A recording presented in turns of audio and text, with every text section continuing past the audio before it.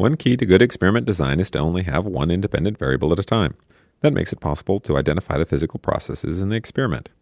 For example, if you change the release height and the ball mass at the same time, it would not be possible to determine which of the two things really mattered, or if they were both important.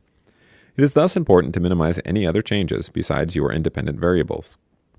In our example model, actually predicts a relationship between the release height and the square of the distance traveled, or d squared, is equal to 4 times y table times h, where y table is the height of the ramp launch point above the floor. This should be constant for all of our experiments. There are two things we want to test with any model. The first, does the model qualitatively describe the data? And second, does the model agree with the data quantitatively? The first test should be straightforward. We run our experiment and then graph the results, plotting our independent variable along the horizontal axis and our dependent variable along the vertical axis. We ran the experiment 10 times and got the following results. Note that we have squared each distance in order to plot d squared on the vertical axis. Our model indicates that there should be a linear relationship between the square of the distance and the release height.